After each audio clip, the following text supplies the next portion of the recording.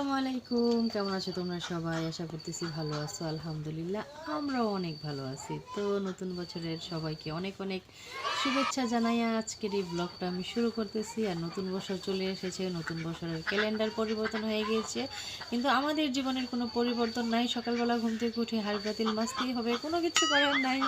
তার উপরে বাড়িতে এসেছে অনেক অনেক মেহমান, সেটা তোমরা অলরেডি বুঝতে পেরেছো। আর তো আমরা আজকে ননদরা মিলে, সবাই মিলে, আমার ভাসুরা মিলে বলেছে আজকে আমরা জোলাবাতি খেলবো। তো জোলাবাতির জন্য বাজার সদাই চলে এসেছে। তো চলো সেটা তোমাদেরকে দেখাই। আর তোমরা জোলাবাতিতে আমরা কি রান্না করতেছি সেটা দেখার জন্য ব্লগটা অবশ্যই কন্টিনিউ করবে। আর কি বলবো বুঝতেছি না, ব্লগটাই কন্টিনিউ করো। আর হচ্ছে নতুন বছরের আবারও সবাইকে শুভেচ্ছা। তো এদিকে দেখো টক দই, তারপরে বাদাম, তারপরে পোলাওর চাল, তারপরে হচ্ছে সয়াবিন তেল, বিরিয়ানির মশলা। আরে এক প্যাকেট কেন, আরেক প্যাকেট না বুঝছিলাম। যাই হোক, গুঁড়া দুধ, তারপরে টমেটো কেচাপ, ও আরেক প্যাকেটও নিয়ে আসছে। তারপরে আছে আলু বোখরা, আর কি আছে, শশা। বুলের মধ্যে কি কি আনা হয়েছে ওইটা তো আপনারা দেখছেনই। এখন এদিকে দেখেন মুরগি, এখানে প্রায় 5 কেজির মতো মুরগি আছে, কিন্তু ফোনের মধ্যে একটু কম বোঝা যাইতেছে। এদিকে আছে পেঁয়াজ কাটা, তারপরে বাদাম বাটা, তারপরে এদিকে আছে আদা রসুন বাটা। তো সব কিছু আমি একা করি নাই, আমার ননদ চা ওরা সবাই মিলে একসাথে আমরা করতেছি। আর এদিকে আমি তেল দিয়ে দিছি, তেলটা গরম হলে পেঁয়াজ দিয়ে দিব। আর এদিকে আমাদের পোলাপাইন্তিরা খেলাধুলা করতেছে, এই যে পরবা ধাক্কা ধাক্কি কইরা। পেঁয়াজ দিয়ে দিছি, আর পেঁয়াজের মধ্যে লবণ দিয়ে দিতেছি, কারণ তাহলে পেঁয়াজটা তাড়াতাড়ি কইরা নরম হয়ে যাইব।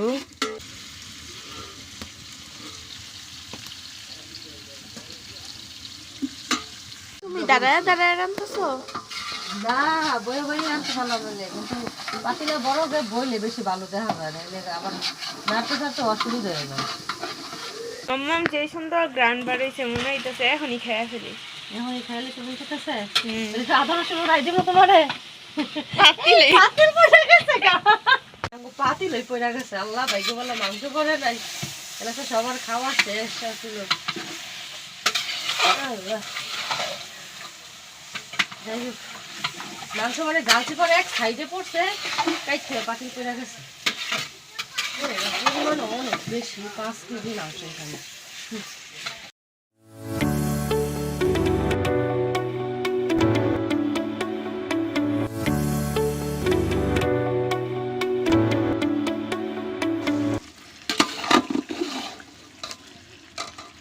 মাম্মাম টক দই দেখি পলিথিনে পড়ে গেছে। পড়ে গেছে, অবস্থা খারাপ, তারপরেও কিছু করার নাই। পলিথিনে তো দিয়ে দিচ্ছি। 2 গ্লাস টক দই না দিলে ওইটা বিরিয়ানি অনেকগুলো না। আমার মাংস রান্না কমপ্লিট, এখন এটা আমি নামাই নেব। তারপরে আমি এদিকে চালটা একটু ভেজে নিতেছি ওই পাতিলাতেই। আর হচ্ছে চাল ভাজা শেষ, এদিকে আমি গরম পানি দিতেছি। এখানে আমার 3 কেজি চালে আমি 6 কেজি পানি দিয়েছি। তো যাই হোক, রান্নাটা এখনো পর্যন্ত ভালোই দেখা যাইতেছে। তো এই যে আমাদের মুরগিটা, যেটা আমি রান্না করেছি, ঘি রেখে দিয়েছিলাম ডিপ ফ্রিজে। এখন সোজা আঙুলে যদি ঘি না উঠে, তাহলে আমরা খুন্তি দিয়া গুতায় গুতায় উঠামু, তারপরও ঘি বিরিয়ানি দিয়া স্যার এই করছে।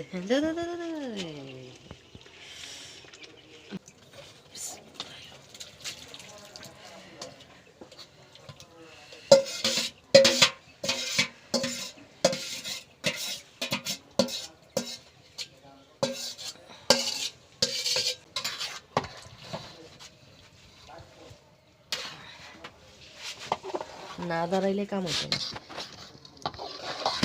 ধোয়া, এত ধোয়া। বিরিয়ানি দমে দেওয়া কমপ্লিট, আর ফাইনালি আমাদের বিরিয়ানি রান্না হয়ে গেছে। দেখুন কি পরিমাণের ধোঁয়া উঠতেছে। তো বিরিয়ানিতে অনেক সময় অনেকে ফুড কালার ব্যবহার করে, তারপরে হইতেছে উপরে হচ্ছে ধনিয়া পাতা, পুদিনা পাতা, অনেক কিছুই দেয়, কিন্তু আমরা এগুলা কোনো কিছুই দিই নেই। একদম প্লেন বিরিয়ানি রান্না করতেছি, কারণ আমার শাশুড়ি মা এত কিছু দিলে খাবে না। এই বাড়ির বড় মেহমানরা কেমন হয়েছে বিরিয়ানি? মজা হয়েছে। আনাই দে, তো মন খারাপ হই। আনাই দে, শশা খাইবো বেশি বেশি। আনাই দে, ঠান্ডা লাগছে, শশা কম দিছে, দের মন খারাপ। নোয়া কেমন হয়েছে? মজা। হ্যাঁ কি আমার কি ঠ্যাং খালি আপনি দেন তাহলে সবাই বাইরে দিছেন ও যাক আমার স্বামী আমার বাইরে দিতেছে